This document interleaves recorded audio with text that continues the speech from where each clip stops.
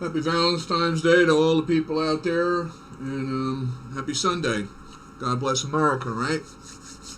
Good news yesterday. We know Trump got acquitted on his attempted second impeachment. A lot of people seem to find it all very entertaining.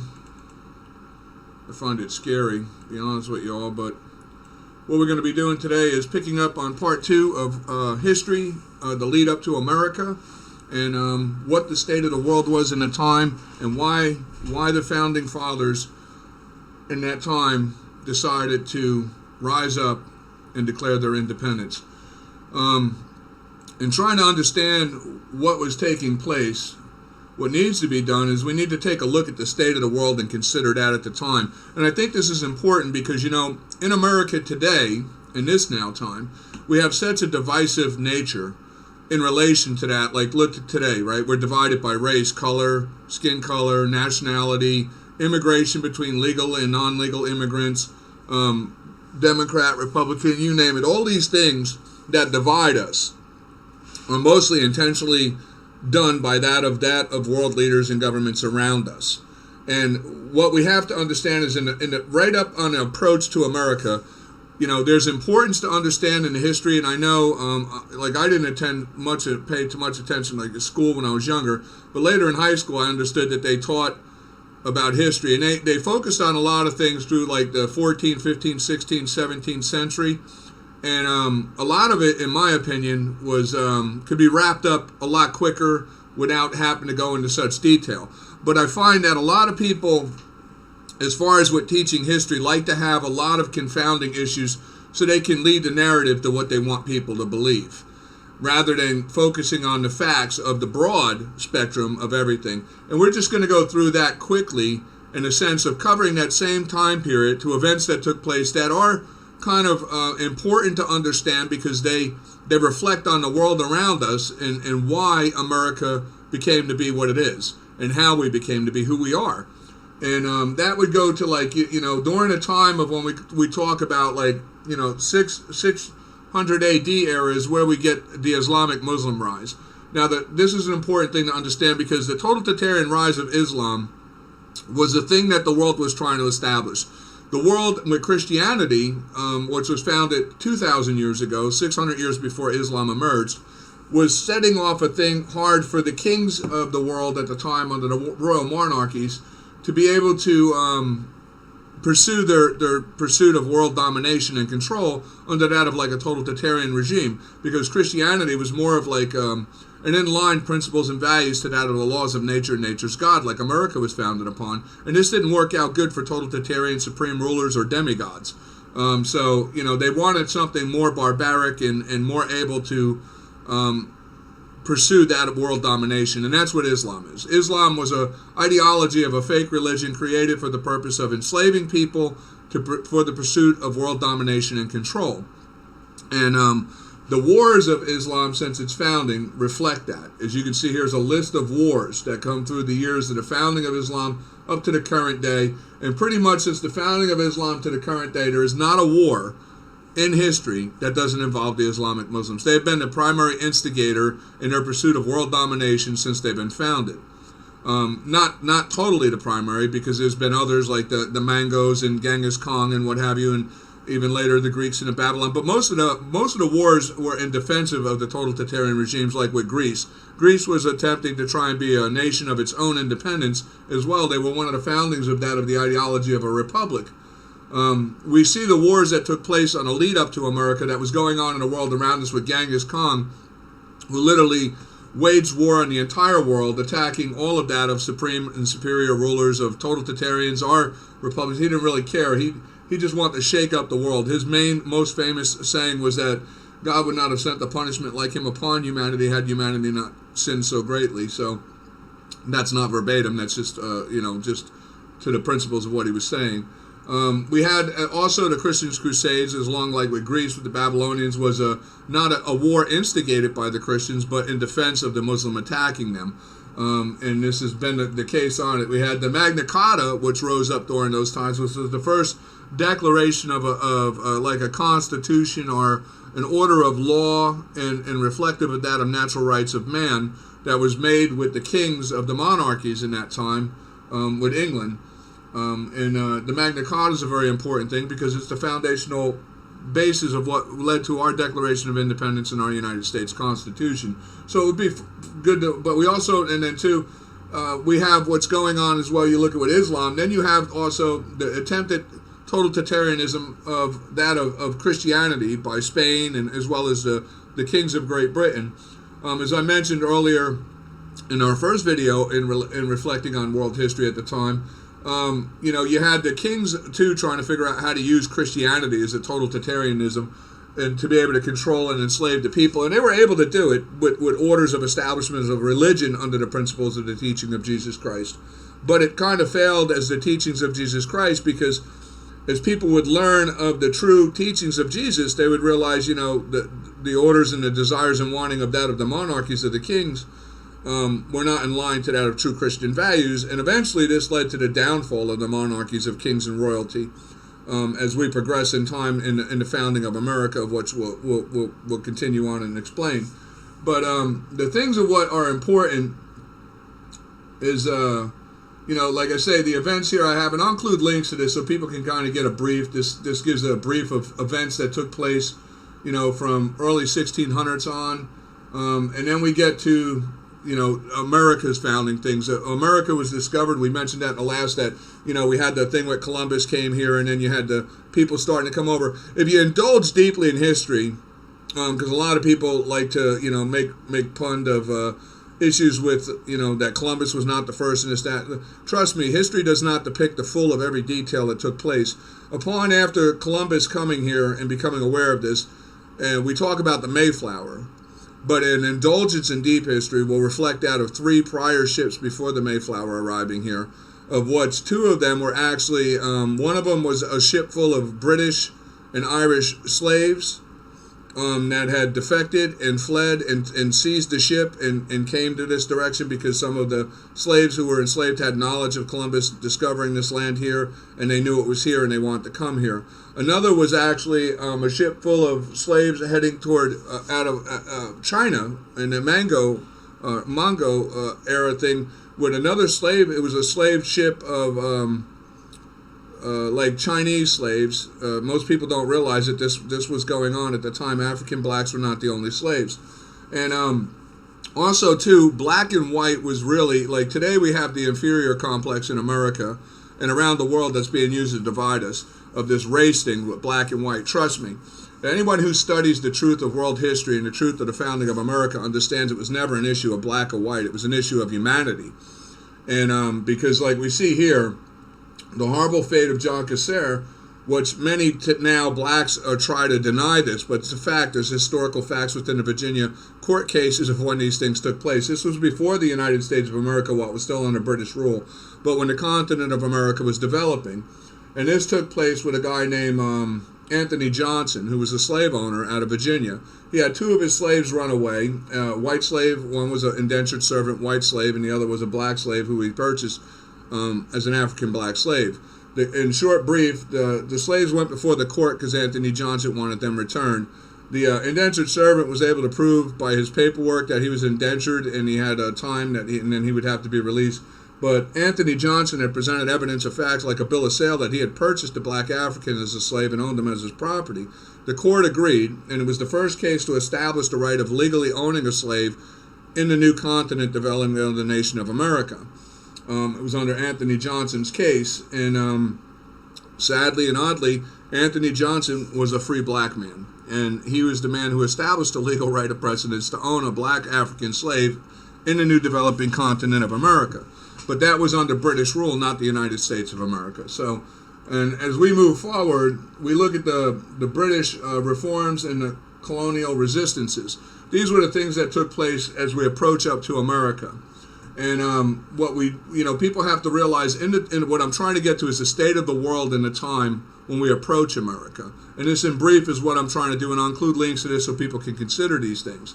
But the world was a world of chaos and anarchy at the time. You had many kings rising and falling, many nations rising and falling, and many wars being instigated by the Islamic Muslims, the Mongo, the Chinese, the British. Everybody was at war for world domination and wanted to control the world. And these wars had been ranting on for hundreds of years now, for centuries actually. I mean, since the beginning of time, it's really seems that the world has been at war, and everybody in pursuit of some kind of world domination and control. Some sick man of dictator-minded evil people of self-proclaimed elitist.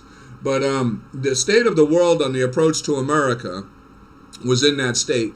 The reason people were fleeing to the new continent of America was because it had not yet been fully totalitarianized or monarchied by, even though it was under rule in part for the areas that were developing under Great Britain and England. You also had France taking over areas of it, Spain taking over the southern areas of it. Spain owned Florida. They had parts off by California.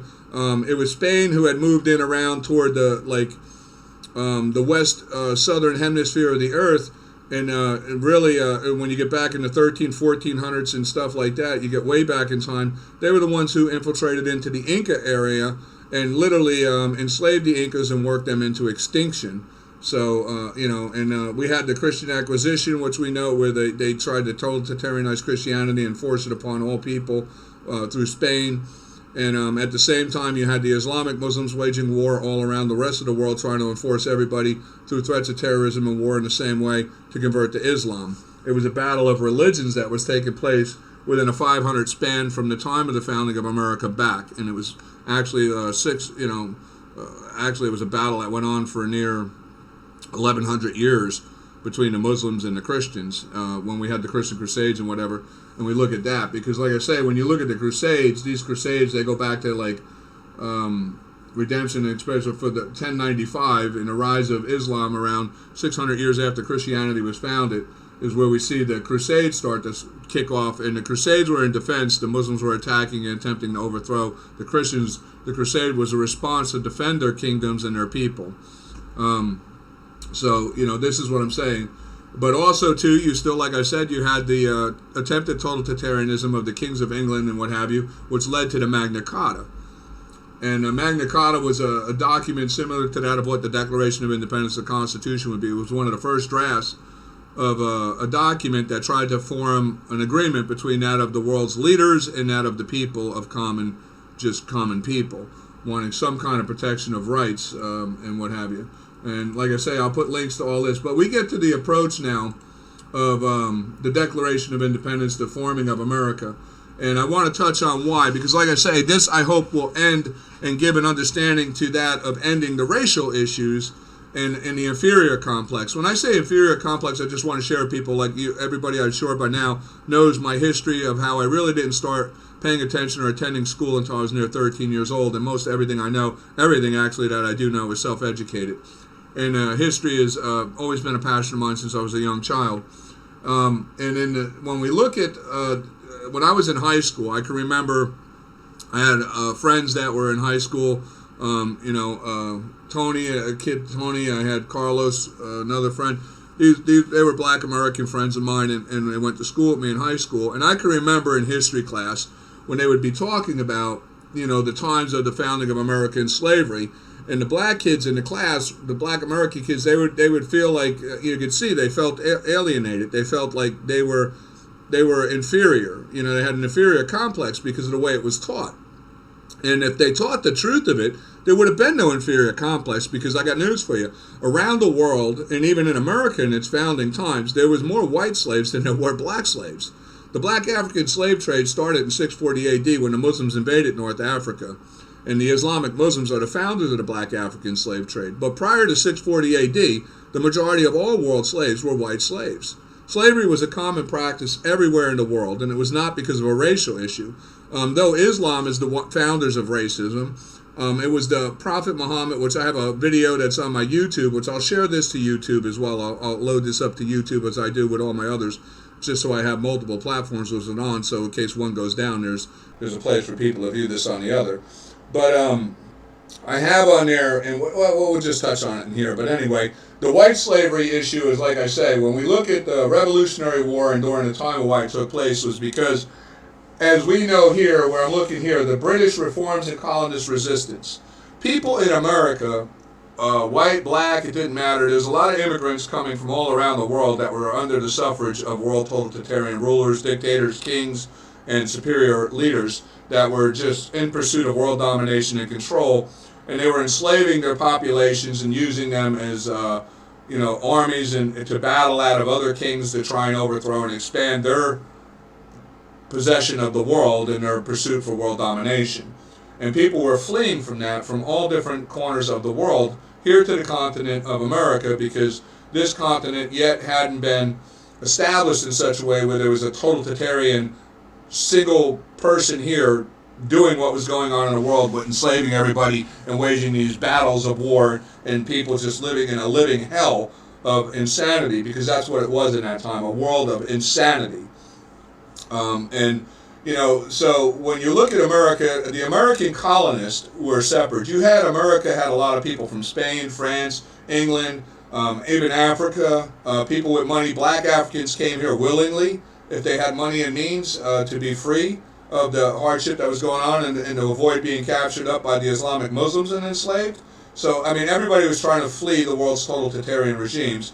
And America was not what it is depicted as what I remember in high school history, as being this nation of just white imperialist people who enslaved black people. They make it as if America was the founding of the black African slave trade, which is not true. Like I say, the Islamic Muslims founded it in 640 AD, 1,200 years before the continent of America was even being what it is today. Nobody was even here but the Indians, and the Incas, and that was it.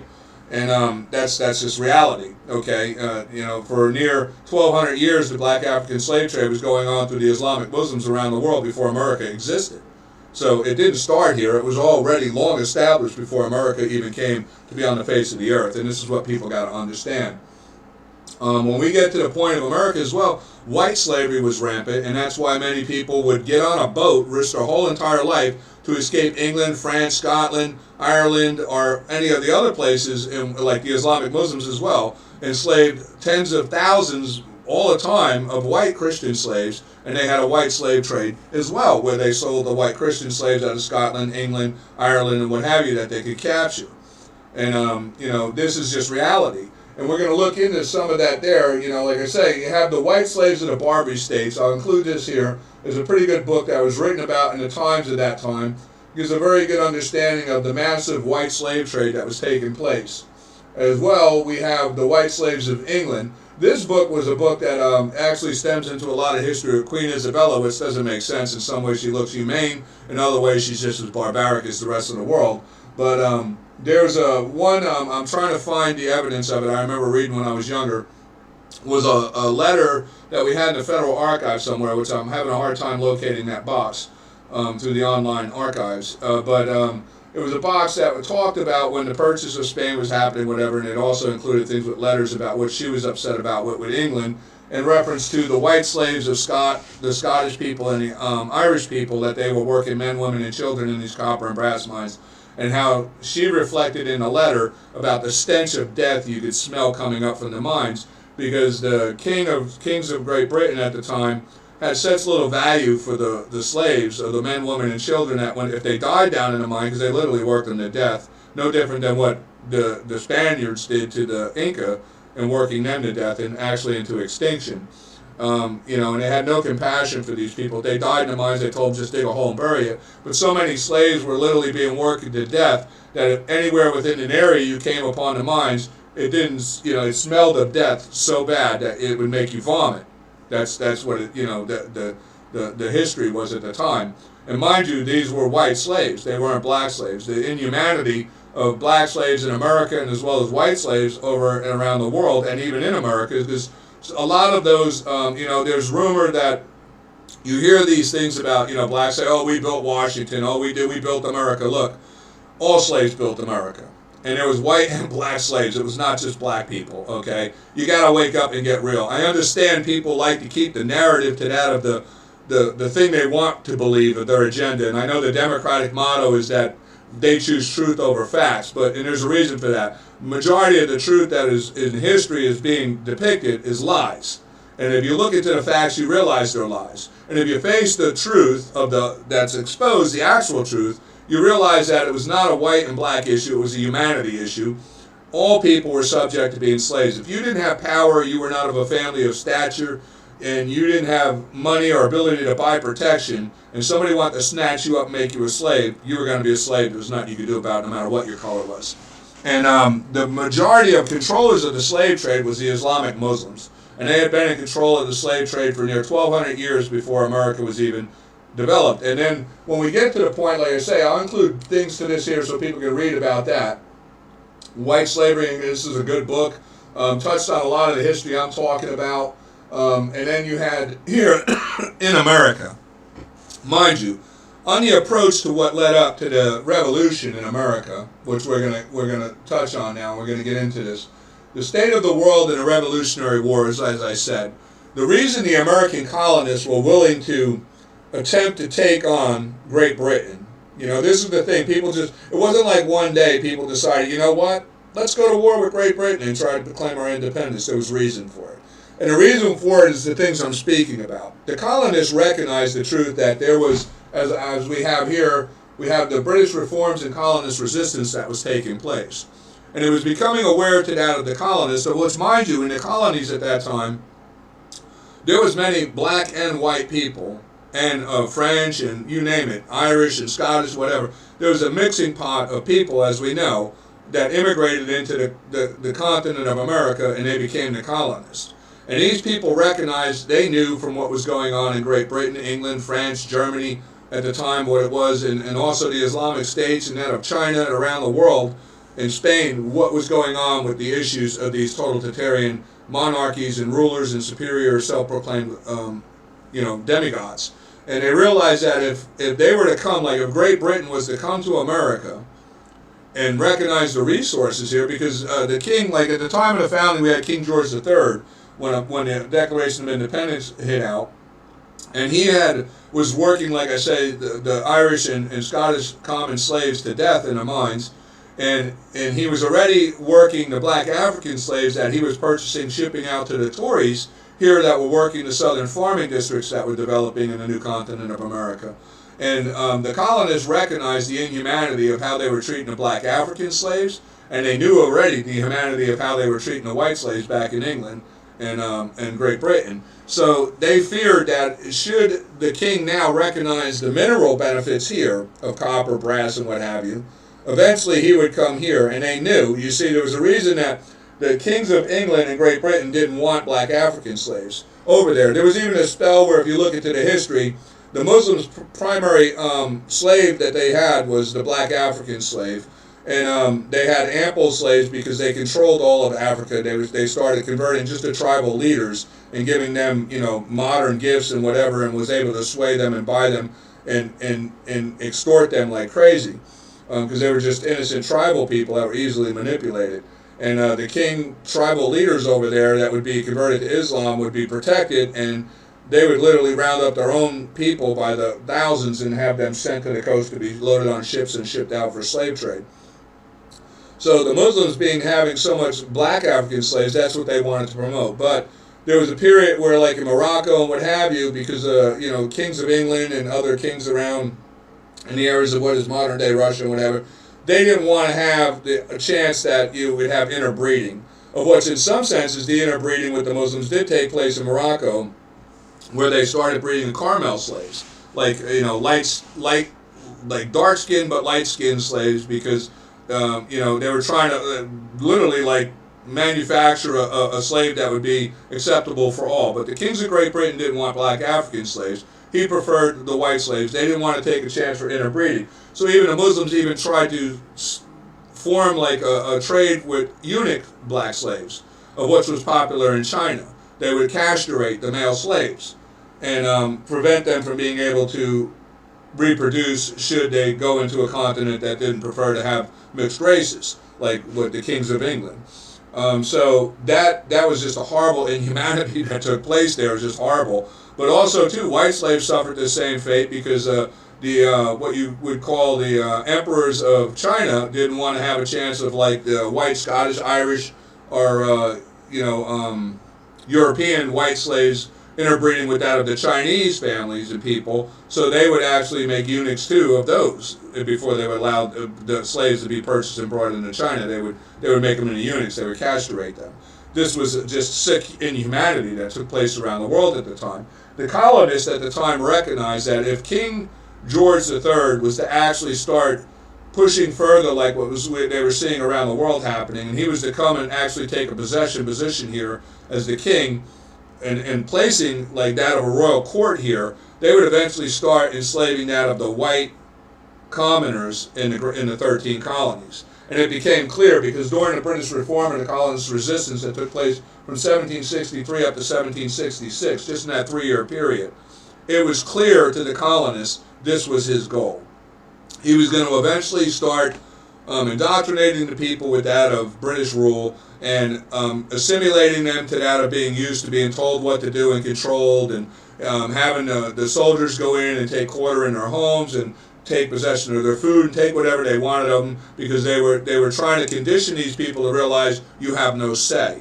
And on the move, it eventually would have been where they would have started probably dispersing and removing out or working to death the black African slaves and then replacing them by enslaving the white colonists, because King George would have preferred to have white slaves over black slaves. It was just a transitional point that took place. But the colonists rose up and decided they were going to do their Declaration of Independence. Now, most people in American history, the way it's taught, do not understand or see anything about slavery or an issue with slavery until 1861, when the Civil War broke out in America. And what they don't realize is that's not true. And to make my point in understanding that the slavery was such an issue and concern at the time, that why the colonists claimed their independence, can be seen in that of removed passages from the Declaration of Independence by Thomas Jefferson, of which I want to look at right now. So you understand that it was in fact the truth that slavery was a consideration. The Founding Fathers were aware of the inhumane treatment of the black African slaves here in the Americas as it was developing under Great Britain's rule with King George III and prior kings. And we also knew what was going on around the world with the barbarianism of slavery with white and black slaves and Christian slaves by the Muslims. So, and even Great Britain itself with the kings of Great Britain, like I said, working the common Irish and Scottish to death in the mines, men, women, and children. And believe it or not, when you indulge into the history, you find he preferred mostly small, petite women and children to work the mines because it took less labor to dig tunnels, because they didn't have to dig as big as tunnel as that for the bigger men. It's just disgrace, and there's actual letters of what I'm saying. That's how I know this. What they were considering at the time. But we're going to read here the Declaration of Independence in debate over slavery. When Thomas Jefferson included a passage attacking slavery in his draft of the Declaration of Independence, it initiated the most intense debate among the delegates gathered at Philadelphia in the spring and early summer of 1776. Jefferson's passage on slavery was the most important section removed from the final document. It was replaced with a more ambiguous passage about King George's incitement of domestic insurrection among us. Decades later, Jefferson blamed the removal of the passage on delegates from South Carolina and Georgia and northern delegates who presented merchants who were at the time actively involved in the transatlantic slave trade. Jefferson's original passage on slavery appears below. Now, this seems odd to some people because Jefferson himself owned slaves. And today the narrative is pushed out to that all the Founding Fathers owned slaves, George Washington and what have you. And they also owned white indentured servants. And I know that too, a lot of the black Americans, well, there's a difference between indentured servants. Well, in truth, there wasn't. It wasn't really. And then too, like I say, when you look at like Anthony Johnson, you look at Ellison, one of the biggest black free men in America who owned the largest population of black slaves in America, you realize that there was indentured black Africans as well. Anthony Johnson was an indentured servant. He was a black slave owner, and who owned black slaves and white slaves. Ellison was a indentured servant. And these are people who you can look up in history and realize that, yeah, there was free blacks and there was free whites. Matter of fact, if you were to look at the consensus of 1840, 1830s, 1850 consensus, you would find out near 700,000 near free blacks. And on average, in the 1850 consensus, you realize that the average free black person themselves owned between 1 and 5 free black slaves themselves. They owned like 1 and 5. The free blacks owned on average between 1 and 5. By the taxation, you can tell that the free blacks owned between 1 and 5 black slaves themselves. And it wasn't just a black slave. Like I say, too, many people had made deals with indentured servants, and a lot of those indentured servants, it was deals that were made with the Tories, never got freed under their indenturement. The indenturement was just a sucker thing to get them over here to enslave them. And this is just the facts of history nobody wants to face the truth of. There was not really, and that's what I'm saying. If we were to tell the truth, we'd remove the inferior complex. We would shatter that of the racial issues that are dividing people in America today, because people would realize both the black and white, there is no need for an inferior complex, and just because you were white did not make you immune to slavery if you knew the truth. There was actually twice as many white slaves in the world during the time of the transatlantic slave trade taking place in the Americas as there was in America. And that's a fact. That's not my opinion, that's a fact. So, when we look at this here, we'll just read what he says. He accused King George III of, he has waged cruel war against human nature itself, violating its most sacred right of life and liberty in the persons of a distant people who never offended him, captivating and carrying them into slavery into another hemisphere, or to incur miserable death in their transportation hither. This particular warfare of infidel power is the warfare of Christian King of Great Britain, determined to keep open a market where men should be bought and sold. He has prostituted his negative for suppressing every legislative attempt to prohibit or restrain this execrable commerce, and that this assemblage of horrors might want not fact of distinguished dye. He is now exciting those very people to rise in arms against us, and to purchase that liberty of which he has deprived them, by murdering the people on whom he has obstrued them, thus paying off former crimes committed against the liberties of one people, with crimes which he urges them to commit against the lives of another. So what Jefferson is saying is a fact here, and what you have to understand, that this fact was something that was pushed in the idea to King George III by the Islamic Muslims. Because the Islamic Muslims mostly enslaved the black Africans and used them as militant soldiers to the front lines of their attacks and invasions on other nations. They would line the whole front line of the assault with that of African black slaves, and they would send them in to just fight and weaken the forces of a nation they were looking to overthrow, or state. And that was the purpose they used the black. They had no humanity in them. They just sent them out to be slaughtered and killed in the battles for them. And then once the black Africans fighting their battle for them would weaken the other force enough to where the Muslims felt that they could go in now and overthrow them, they would run in with their Muslim forces of fresh men who never even seen any battle yet, and knowing that the whole other side is depleted, then they try to make themselves look like the heroes, like they had this great battle of victory where they were so brave, and when really in truth it was the slaves in the front line who fought the battle and weakened everything for them. And the way they write the history is the kind of the way that we see the history get twisted in the propaganda today. The victors, as they say, get the spoils and get to write the story, and that story is not always the truth. You'll find in history, all history has two sides of the story and somewhere in between the truth. The truth is what all should matter. And if we looked at the truth, it would eliminate most of the majority of the issues we face today. But the real truth, when we look at this, to why was this removed from the Declaration of Independence? Why didn't we include this and keep it in the Declaration of Independence? Well, that would lead us off to the issue of with the Revolutionary War kicking off and all the things that we're talking about, but it gets right here to this point, the Tories. The Tories, over the periods of when we look from the 1400s up to the 1700s here, we're talking like 350 years of time span, and multiple kings of the England and Great Britain now that have ruled here. And in that time, of the growth of the nation of America, the Americas, the nation as a continent was developing, these kings were placing what was known as a Tory, who were considered to be of the elitist royal families of England, Scotland, Ireland and even Iceland and places who were in unity with Great Britain.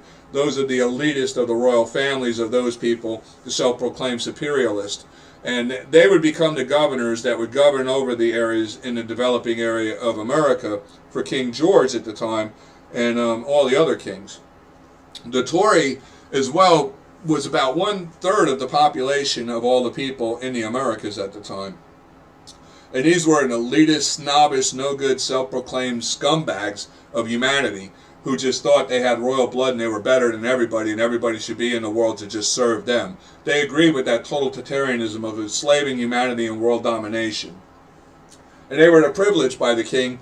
These were the people who were overseeing the large southern developing farming districts that were being slave labored by the black African slaves being imported by King George. And as you can see by the thing of what we see with Thomas Jefferson, with his issues that he raised in the Declaration of Independence in relation to this,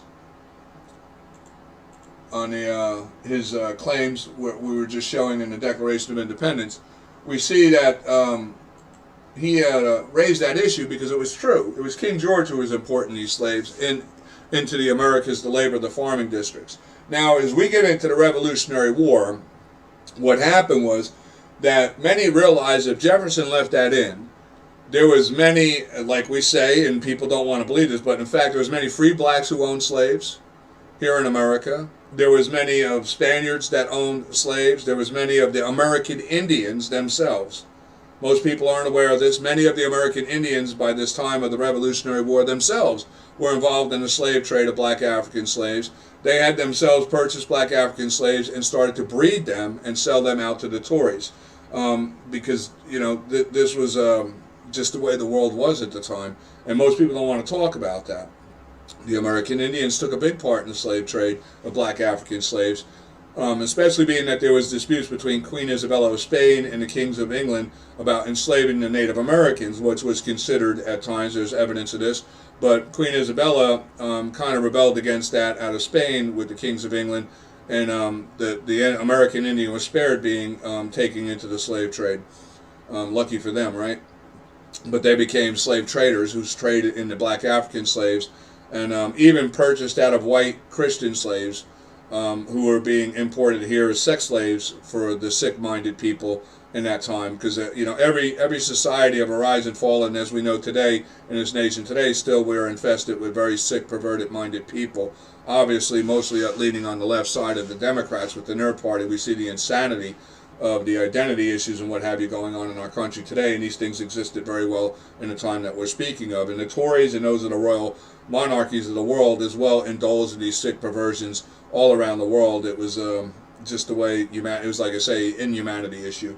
But the Tories, we knew, if Thomas Jefferson knew, and as well most of those of the colonists knew, if you raised issue about slavery, you had a big chance of losing allied with many people, or causing many people to allied with the Tories in the civil rebellion against American patriots who want to fight for their independence. So they did it to remove it to try and lessen the impact of resistance from that of people who were in the trade of slaving people around the world. So they didn't want to bring any more fight to the war than they needed to, and that's why it had to be removed.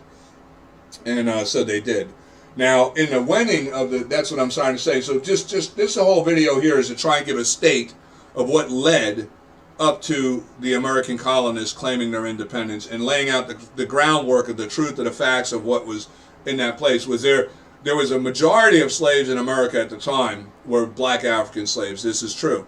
America was a newly developing colony that had been developing now for 350 years. In the original development of the nation, it wasn't black slaves, it was Irish and Scottish slaves and Christian slaves of what was known at the time that were coming out of the Asian continent of the I believe they were the Yazidi tribal people, and they were being sent here as well. People aren't aware of that as slaves, but mainly Irish and Scottish common slaves.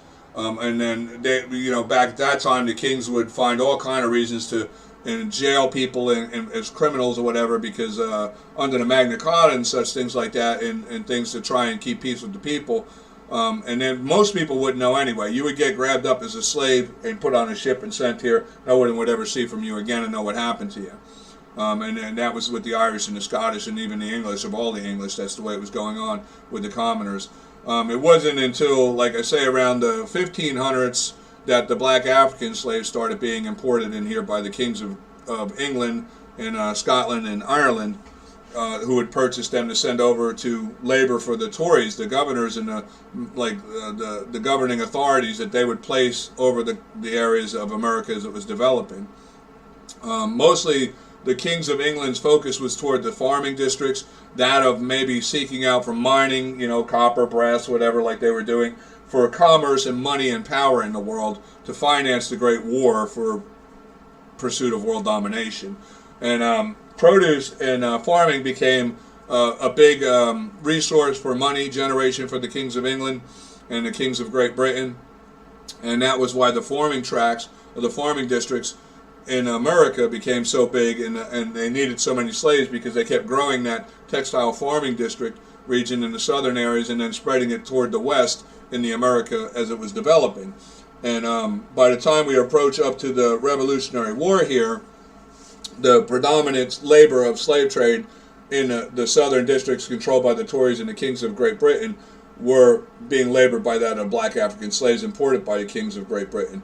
And but there, like I say too, when you get up to the points and you realize the reality, there was also tens of thousands of free blacks, and there was also literally hundreds of thousands of blacks taking part in the slave trade as well, dealing in slave trade. Anthony Johnson, the man we speak of in Virginia, himself actually not only owned many black slaves and white Irish indentured servants and white slaves, he also had a breeding operation going where he bred black African slaves, and he was the fathering of his own black African slaves, meaning he raped many of the female black African slaves he had to produce the slaves to sell himself.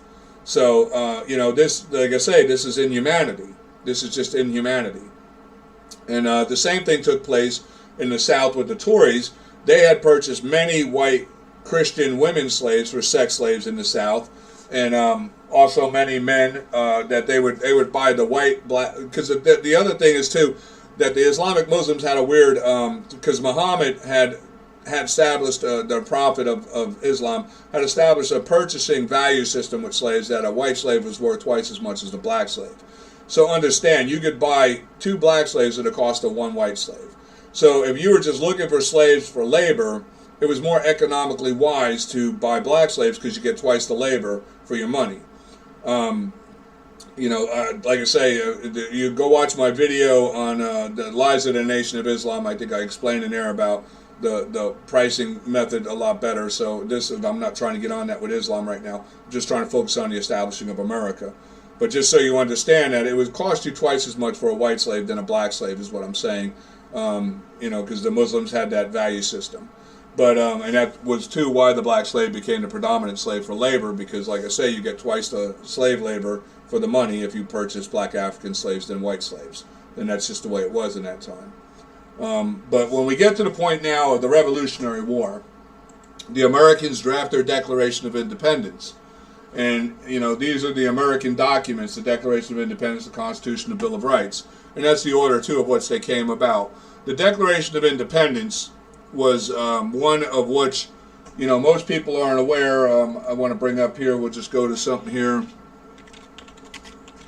I didn't bring up. Like I say, I try to prepare for these. Everything I'm doing right now is not scripted. If I have run-ons and stuff I'm sorry. I have to wait for my brain to catch up to where I'm at. This is all I'm just doing this from memory as I get what I can in order to understand a path I want to go on, and then I just do this. I'm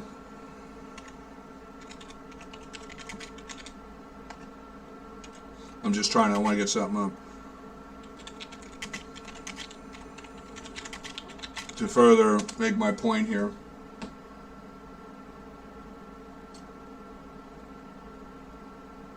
Okay, I have up here what you can see, and people can search this. The first state to abolish slavery was Vermont in 1777, following the revolt of the Revolutionary War. Again, reflecting that slavery was a primary issue in the colonies, that the people who established the colonies of the United States didn't want slavery, and this was from the very door. And the reason I'm bringing this point up is because history doesn't teach the truth, the facts to what we need to understand about the Revolutionary War and the founding of the United States of America.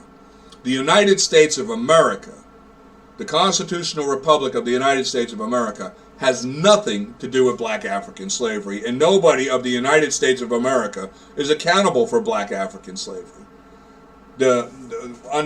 America is 244 years new. The issues of slavery have existed for all of time before America, and it was on a founding of America that slavery started to get abolished and removed. And it was not just a black African issue. There was, like I say, white slaves as well, and there was twice as many white slaves in the world as there was black African slaves. This whole agenda of this racial issue of white and black is just a divisive nature of that of totalitarianism to keep people at arms with each other, to distract them from the reality of what's taking place. And is still going on to this day, the pursuit of that of totalitarian regimes pursuing world domination and control.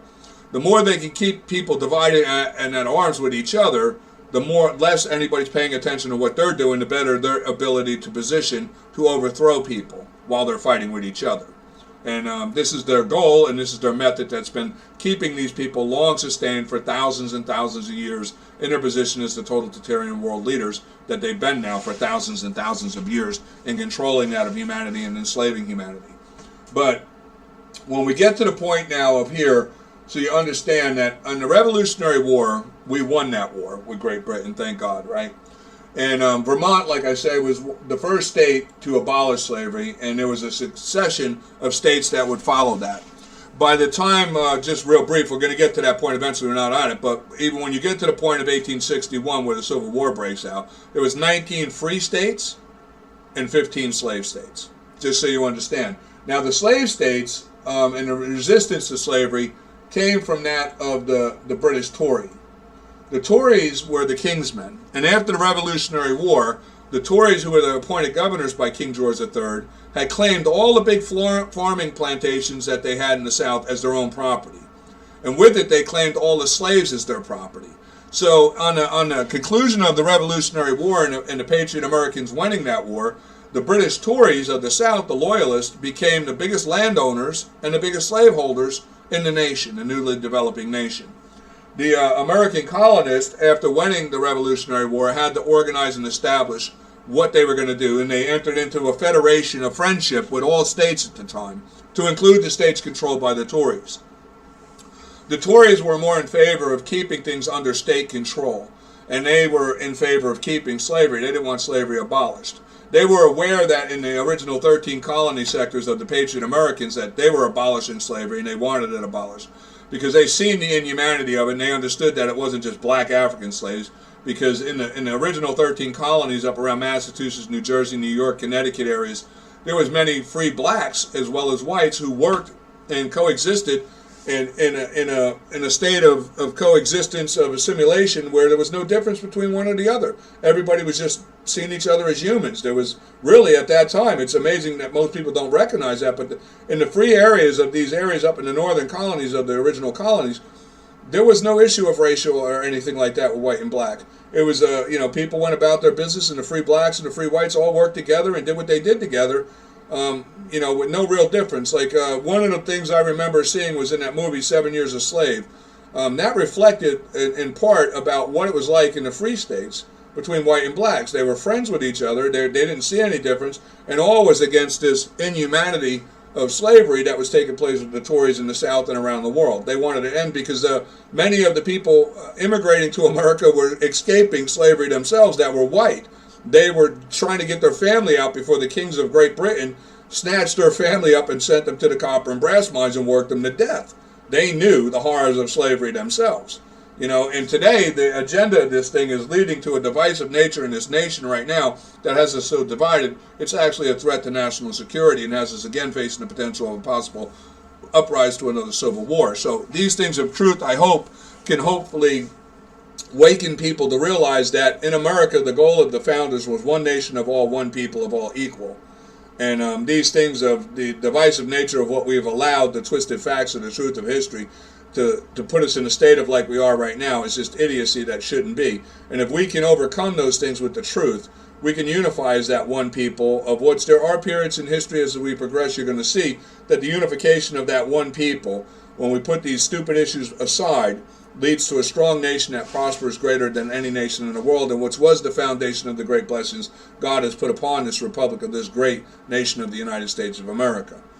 But now, like I say, now in the beginning, the Tories also understand, while the colonists were fighting Great Britain in the front line, they were fighting the Tories in the back line, because the Tories were loyal to Great Britain. Now, we get to the point that the Revolutionary Wars won, and now we have to develop this country into the vision of what the original colonists wanted to develop it. We enter into the time of the Federalist establishment, right? The first government, I don't have anything up for this, first government, I didn't think I was going to go this far, but first government of the nation of America is the Federalist system of a league of federations where we entered into. Oh, I'm sorry. My brain is running weird. Articles of Confederation, right? This was what we entered into, the Articles of Confederation. Right here, I'll just pull this up so we can see it. Right here, the Articles of Confederation, the national government, the Articles of Confederation. Now, we also know from this, we have what leads off to, because the Constitution didn't happen until 1789. And the thing that people don't realize, we entered into this government of Articles of Confederation as a friendship among the states that were developed here, including the ones with the Tories. The Tories knew that the northern colonies were abolishing slavery within the states, starting with the first state of Vermont in 1777. Vermont, too, was the first state to give the black American the right to vote. They gave him the right of suffrage. Though it still would take a while, we would know all the way up until 1920 before a woman would find the equality in that right to vote. But, we'll get to that when we get to it, to why these things are the way they were. The Articles of Confederation gave the states the right to decide what they would do as each state. And then under this Article of the Confederation, it was like each state was its own country. And when we look around the world, this was the state of the world as well. Well, like today even, it still exists that way around the world. When you look at like Iraq, it's like the size of Texas, but it's a country. You look at Iran, it's pretty big though, Iran's a little bit bigger than Iraq. But like you look at just a small like Qatar, these the small little Arabia, small little nations. And but they're actually the size of what we call states here. And the United States wouldn't happen until 1789 when we would draft the Constitution. Now the Declaration of Independence is what lays the groundwork for what would become the Constitution of the United States. And I thought I had it up here. The Declaration of Independence. Well, I had this part here. So we're going to go, I'm going to pull up real quick.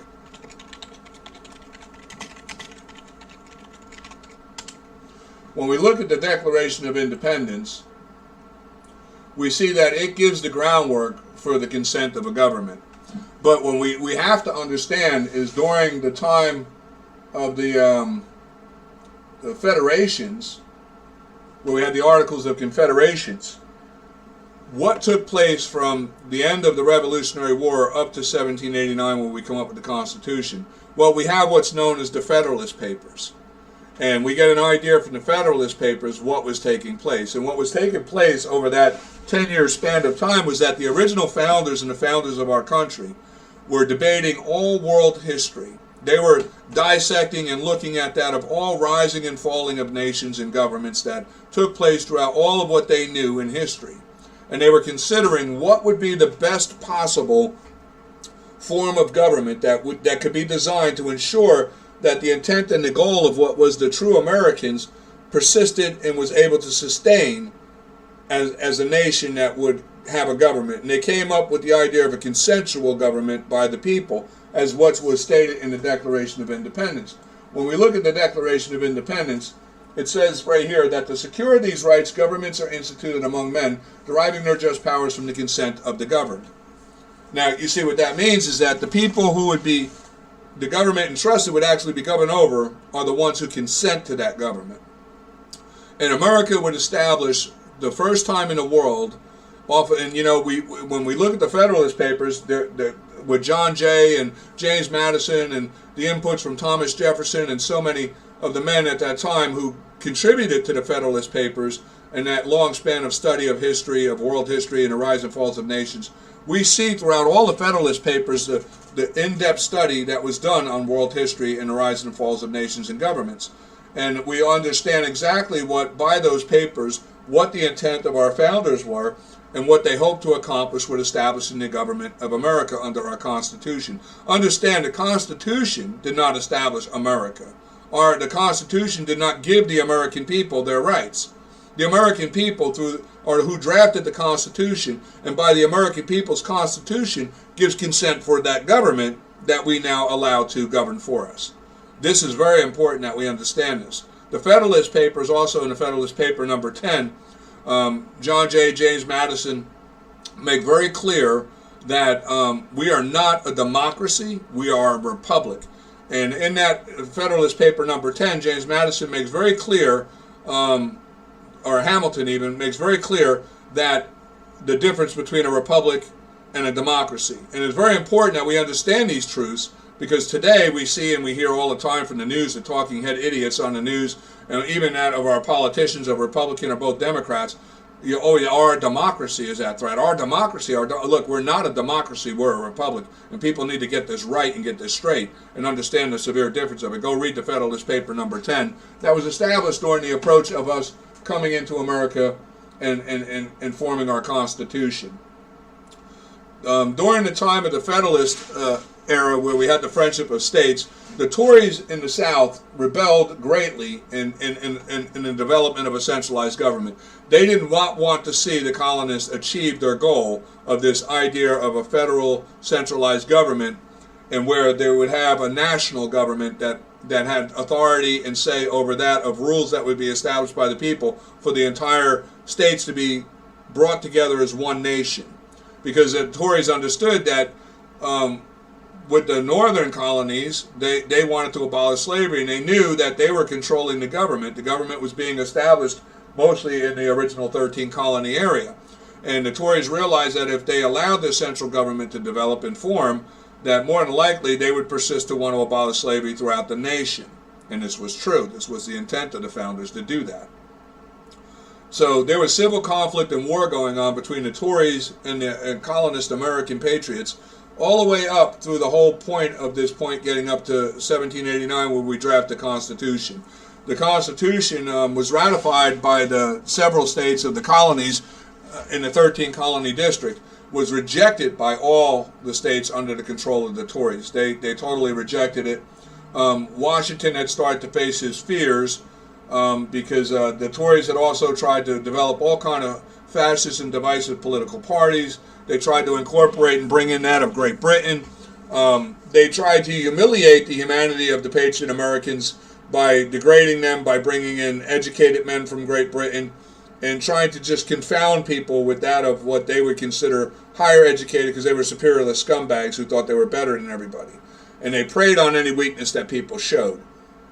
And like I say, though, they predominantly controlled the slave markets in the South. It was not the American colonists. From day one of the American colonists winning the Revolutionary War, we started to abolish slavery. Like I say, it starts with the first state of Vermont. Right here, you can see Vermont, July 2nd, 1787, officially abolished slavery. You people can do some due diligence. I'll put some links to that. I'll put links to everything that you see flashing up here. Some of it is just used for graphical. It has no real basis to the story behind it. I wouldn't recommend go there and read the story.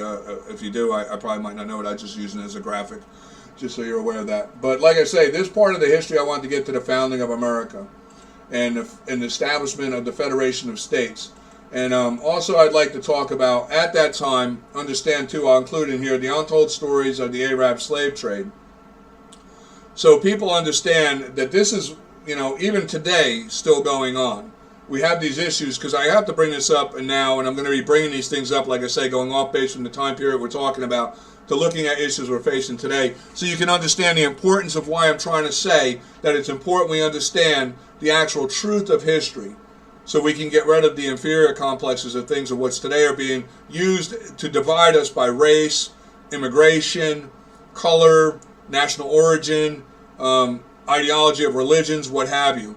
If we can face the truth of these matters and get to the foundation of the truth of these matters, and we can eliminate the things that are dividing us and become more unified as a people, we have a better chance at reaching the true goal of what the American founders' goal was, of that of all Americans as one people of all equal, and that of establishing America to be exactly what we wanted it to be, a nation of freedom, of people who were protected and blessed under God with their God-given self-proclaimed inalienable rights, self-evident in the laws of nature by nature's God, as we declared. And, understanding that truth is important. You look here, I have a thing here. This is something I think the black American today really should consider a truth. You're complaining about slavery from 244 years ago. And there hasn't been a slave in this country in 160 years now. And, I know that doesn't sound like a long period of time, 160 years, but this nation is the nation, this great nation of America is the nation that ended slavery and started the trend of ending slavery, not only in America, but around the world. And but today, those nations outside of the borders of America that still follow that of ancient and long-standing totalitarian ideology in their pursuit for world domination and control, they still practice and exist under that of primitive states and where slavery is still allowed. I'd like to just play this little video so all black Americans, if you see this video, you can consider these things. What's up, people? It's your girl Adiola. The whole world is finally waking up to how black Africans are being treated in Libya and in many Arab countries. Some of us have been saying this for years, that not all, but many Arabs do not see Africans, black Africans, as equal to them. Even though we are all crying about the situation in Libya, can I just tell you, it's not just happening in Libya. Go on YouTube, you'll find all kinds of documentaries about slavery in Sudan, in Mauritania, in Niger, Yemen, Lebanon, and Saudi Arabia. Even though it's been abolished in so many of those countries, it's still going on. So my first message is to African officials, African presidents, what will you... So I just want to have you know, it's like, so you understand, this is a black woman telling you from Africa about the stuff going on there. Do your due diligence and wake up to reality and understand that there's so many white racists in this country that some reason buy into the propaganda of the British Tories and the Democrats that have a hatred toward black people that's been ingrained in them by the history of these issues that we see of the divisive nature of the created racial issues. And as well, you have the ignorance of that of a mass amount of black Americans that buy into the propaganda of this fake slave trade and this fake whole ideology of this created racial issue just for the purpose of keeping white and black people in the United States at each other's arms. Understand, if they can keep us battling here with each other, we're not paying attention to what they're doing. And in the time that we're fighting with each other on these racial divides and these immigration divides today of legal and non-legal immigration and national origin and religious conflicts and what have you, while we're all fighting with each other among that in our own nation, they're stripping us of our rights. They're stripping us of our authorities and our power as the people, and they're slowly positioning themselves to overthrow us and revert this nation back to the very things we see in the world around us. Now, I got to tell you something. It's very important that all white and black people pay attention to these videos and the truth that they're exposing, because I can tell you right now, by this video right here, which I'm showing you, and the facts of what I'm telling you that take place around the world at this time, this is actual, as you can see, it's a video. But this is not actors. This is videos from the 1930s, 40s, 50s of the Arab slave trade taking place with the black Africans. And it still goes on, as you can see, by what that woman was telling you right here. It's still going on today. So I have to ask the black American, while you're in your little tyrant of your delusional fantasy of what you want to believe about the lies because it fits your agenda, makes you feel like the poor little victim you are, and you get the attention you want and think you're going to get something for free with reparations or what have you. It's idiocy. And it's idiocy in where you're toying the line with that of your own future and a greater harm to that of black people. Because if we fall under the rule of the totalitarian regimes around us, your future as a black man is not looking that good. Because the racists of the world, the majority of the world in population is of that of Caucasian, not black. and, you know, population by majority rule in democratic democracies of what the world around us is with totalitarian regimes are of that higher population of racist people, of self-proclaimed elitists. Like even in Great Britain, you still have the royal families of the queens, and in Arabia you still have the monarchies of the kings, and same thing with Iran and what have you. So what I'm saying is they still practice by those old ways, and in those old ways that they're practice, you're still, you know, you're the target, man. I wouldn't be so quick to be jumping on board with the agenda of the divisive nature without knowing the truth of things, because you might not be positioning yourself for the best position in the future. I'm just saying, America is a stumbling block for this world's totalitarian regimes. We're the greatest nation that ever rose, and we're the greatest people on the earth.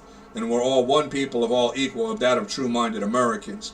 The true-minded Americans of the patriot, true Americans that still exist today, of white, black, yellow, blue, and what have you, or red, that have left the old of the ancient ways behind and pursue that of a future of a one world of all equality, of one people of all equal, as we declared in the Declaration of Independence.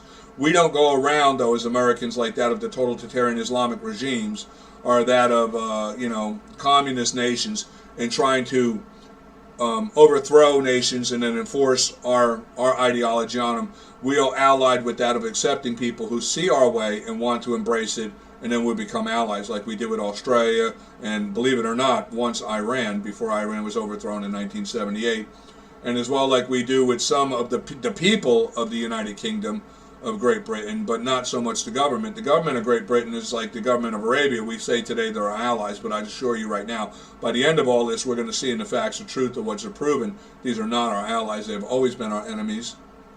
The Democratic Party is their enemy-infiltrated position of powers within our own nation that is aiding and assisting our foreign enemies and being able to infiltrate and overthrow us from within. These are the very threats we're facing today in a reality. But I just wanted to take the second video to lead us up to the coming into the Revolutionary War, enlighten people about the issues of why we started the war. The issues to why we wanted independence was because we knew slavery was coming for all people, white and black. Had we not had the Revolutionary War and claimed our independence, eventually it would only be a matter of time before King George and the elitist scumbags of the kings of Ireland and Scotland and all the world would move in and eventually start enslaving everybody, the American Indians, because of, you know, there were still wars going on at that time with Great Britain and Spain and France and Great Britain and Spain, and you had Russia at the time. You know, there was wars going on all around the world. Everybody was vying for world control and domination. The Islamic Muslims were mainly instigating a lot of it. And, you know, these wars caused, in America even at the time, like I say, when you realize even after the Declaration of Independence and us winning the Revolutionary War, Spain still owned Florida. Texas was still an independent nation of its own. Out south by like the California regions and the Mexico borders coming up were still controlled by Spain.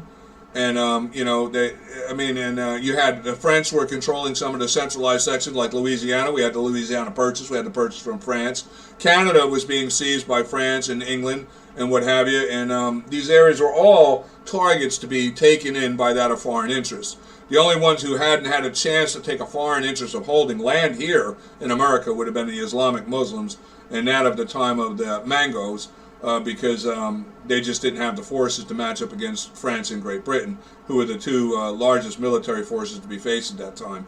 And nobody wanted to take a stand against them because it would mean ultimate defeat, though the Muslims were persistent with even Great Britain at the time and instigating war with them.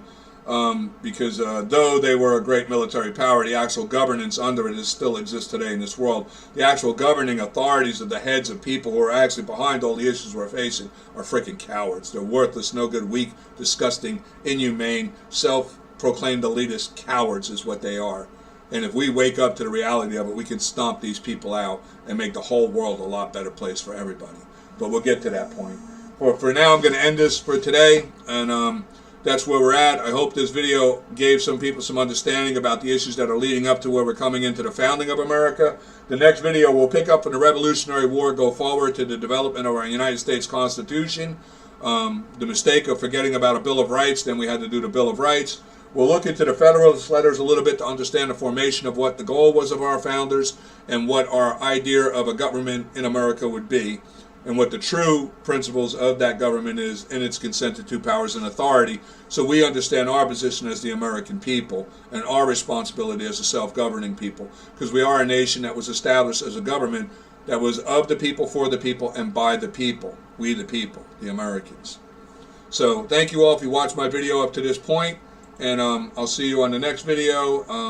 I'll make sure I title these videos 1, 2, 3, 4, 5 in relation to the history, so don't get mixed up with that of my other point of view videos I'm making on other topics and issues.